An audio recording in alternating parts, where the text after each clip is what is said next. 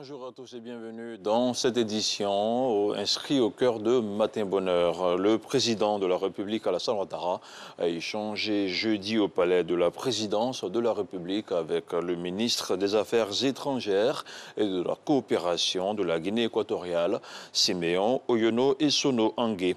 Au terme de l'entretien, l'émissaire équato-guinéen a indiqué être porteur d'un message du président Teodoro Obiang Nguema Mbasogo à son homologue ivoirien. Il a souligné que cette démarche s'inscrit dans le cadre de consultations régulières de haut niveau entre les deux chefs d'État sur des questions de coopération bilatérale et multilatérale.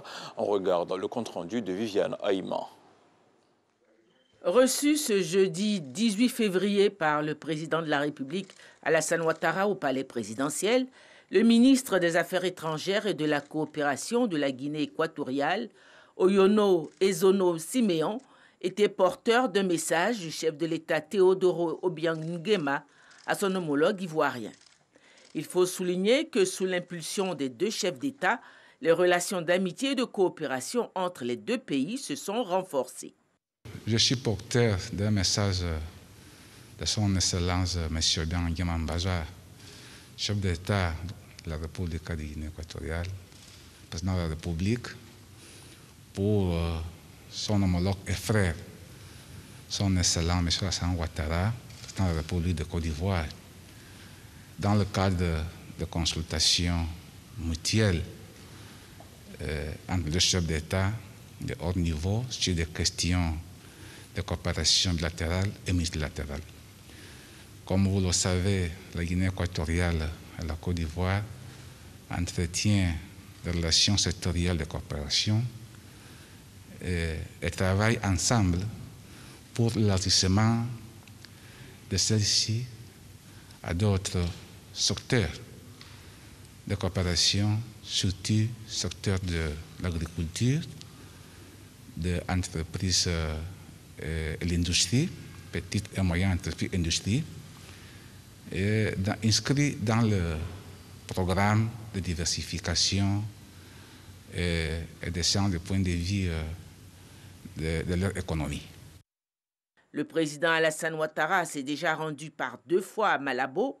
C'était en juin 2011 et en février 2013. De son côté, le président Teodoro Obiang Nguema avait effectué une visite de 24 heures à Abidjan en décembre 2019.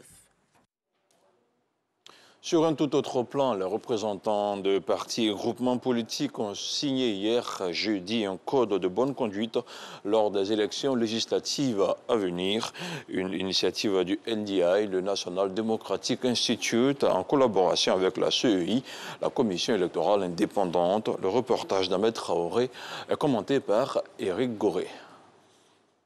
Prôner le dialogue pour obtenir des élections équitables, inclusives et transparentes, s'engager à respecter le verdict des urnes et contribuer à instaurer un climat de paix et de tolérance.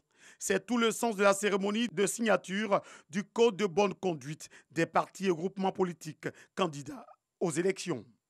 Une démarche menée de bout en bout par le NDI, National Democratic Institute. Selon le président de la Commission électorale indépendante, la démarche est opportune. Je suis particulièrement heureux de l'environnement dans lequel se déroule cet événement aujourd'hui.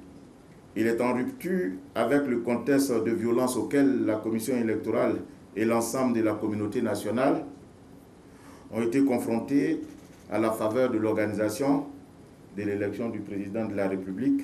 La classe politique ivoirienne, pour sa part, manifeste toute son adhésion. La signature du Code de bonne conduite, cet engagement du RHDP dans la démocratie et dans une compétition électorale civilisée, apaisée, afin de consolider la paix dans notre pays. Depuis 2008, ce code avait été mis en place. Il a été aménagé et aujourd'hui nous signons sa nouvelle mouture qui vise un seul objectif, c'est de demander aux Ivoiriens, quels qu'ils soient, candidats de quelque parti politique qu'ils soient, de s'inscrire dans la dynamique de paix. Pour rappel, le NDI facilite le dialogue entre les différents acteurs politiques depuis 2017. À présent, ce code de bonne conduite entre en vigueur. puisqu'il vient d'être signé par les parties prenantes. Fin de ce premier point d'information. Je vous retrouve à 7h30 pour la deuxième tranche dans Matin Bonheur. Et on sera